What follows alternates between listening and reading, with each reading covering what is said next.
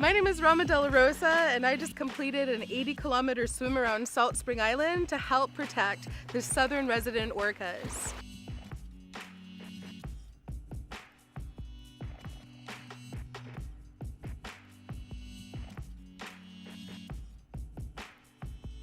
When I found out that the southern resident orcas were in danger of going extinct, I knew that I had to do something about it.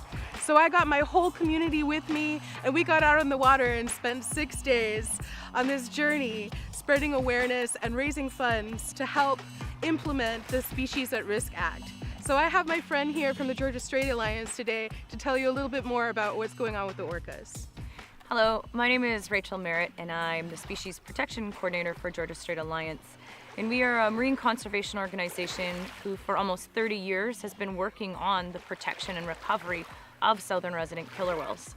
We are now at such a critical point with these whales because they are facing the effects of starvation, and these effects are exacerbated by the noise pollution and the toxic contamination levels that we have in our oceans.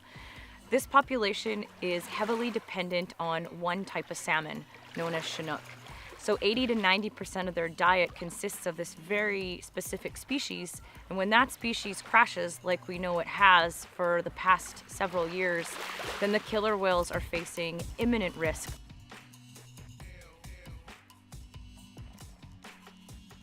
As orcas are a top predator, it connects into a larger issue and is really a symptom of an overarching issue that we're at risk of ecosystem collapse.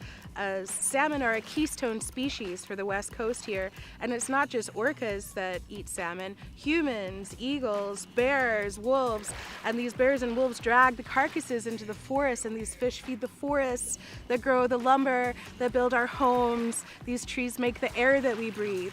So as much as this is about orcas, this is connected into the greater picture. We can't save these orcas unless we also save the salmon. And we can't save these salmon unless we save the Salish Sea. And that means that we need to start taking better care of our rivers too.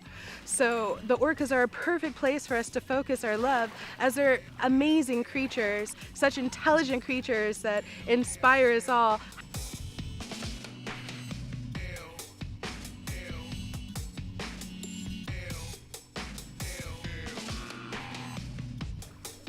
Yeah, you can think of killer whales in our ecosystem as the canaries in the coal mine of the Salish Sea. If the orcas are sick, the system is sick. And so to address this problem, we need to protect this umbrella species so that we can protect the entire ecosystem for the wildlife, for our communities.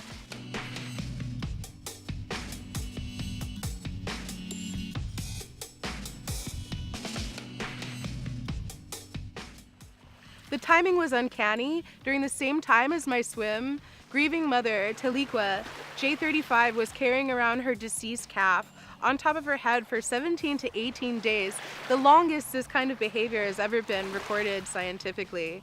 As part of a grieving ritual, she didn't want to let go of her baby orca. There's been no new birth since 2015. I can understand why it was so hard for her to let go. So at the Georgia Strait Alliance, we have what's called the Orca Action Team, where you can sign up and we can keep you posted on all of our work, and we can provide you with the opportunities to make a difference and to have a voice. So you can always visit us and join up for our Orca Action Team by going to www.georgiastrait.org. It's really important that we all take action. I'm not asking you to swim 80 kilometers around an island, but there are little things that we can do. Rachel, do you want to tell us what some of those things might be? Definitely. I think, one, as individuals, we should be spreading the message and sharing our education with people around the world. And secondly, we really need to hold our government officials accountable to implementing the Species at Risk Act like it's supposed to be implemented. We need better fisheries management because clearly what we're doing is not working. We have Chinook stocks crashing up and down our coastline. We have emaciated whales who are actually starving to death. So we need to get our Chinook salmon populations up. We need to reduce the amount of noise these whales are being bombarded with so that they can actually use their echolocation to hunt and that they can communicate with each other. And we definitely need to reduce the amount of toxic contamination that's entering our ocean systems, because these chemicals get into the bodies of the whales and it affects their immune system and their reproductive systems and even their developmental system. That's right.